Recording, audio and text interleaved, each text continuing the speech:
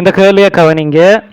M திணிவுடைய துணிக்கை ஒன்று R ஆரை உடைய ஒப்பமான அரைக்கோள மேற்பரப்பின் உச்சியிலிருந்து வழுக்கத் தொடங்குகின்றது. அது மேற்பரப்பை விட்டு நழுவும் தருவாயில் நிலைக்குத்து கோட்டுடன் அமைக்கும் கோணம் தீட்டா ஆனது.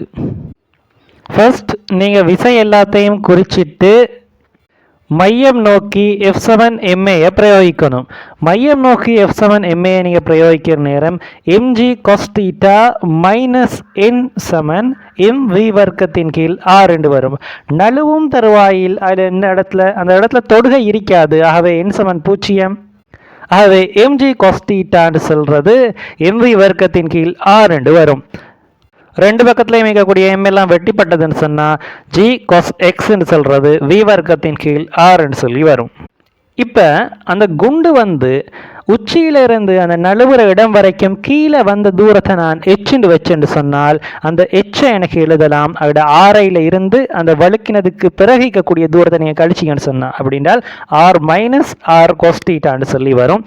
அதில் நீங்கள் ஆரை நீங்கள் வெளியெடுத்தீங்கன்னு சொன்னால் 1 மைனஸ் கோஸ்டீட்டாண்டு வரும். இப்படி எங்களுக்கு எழுதக்கூடியதாக இருக்கும்.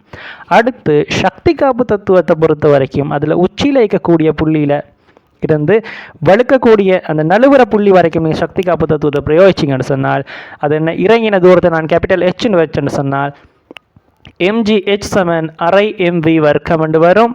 அதில் இருக்கக்கூடியதெல்லாம் வெட்டி விட்டிங்கன்னு சொன்னால் v வர்க்கம் என்று சொல்கிறது 2gh என்று வரும். இப்போ மேலே உள்ள சமன்பாட்டில் v வர்க்கத்துக்கு பதிலாக 2gh நீங்கள் கொண்டு போய் பிரதியிடணும். அதுக்கு பிறகு g எல்லாம் வெட்டிப்பட்டதுக்கு பிறகு கேபிட்டல் ஹெச்சுக்கு பதிலாக 2r பிராக்கெட்டுக்குள்ள 1 மைனஸ் கோஸ் தீட்டான்னு சொல்லக்கூடியதை பிரதியிடுவீங்க. கீழே உள்ள ஆர் பிரிப்படுது, மேலே உள்ளது பெருக்கிப்படுது. ஆகவே அது ரெண்டு வெட்டிப்பட்டதுன்னு சொன்னால் கடைசியாக உங்களுக்கு மீயக்கூடிய விட கொஸ் எக்ஸ்ன்னு சொல்கிறது 2 மைனஸ் 2 கோஸ் தீட்டாண்டு வரும். இங்கே இருக்கக்கூடிய மைனஸ் 2 கோஸ் தீட்டாவை நீங்கள் அங்கிட்டு கொண்டு போய் கூட்டி விட்டீங்கன்னு சொன்னால் 3 கோஸ் தீட்டாண்டு மாதிரி வரும். அது சமன் 2 இருக்கும். ஆகவே கோஸ் தீட்டாண்டு வர்றது கொஸ் இன்வர்ஸ் 2/3 ஆன்சர் வரும்.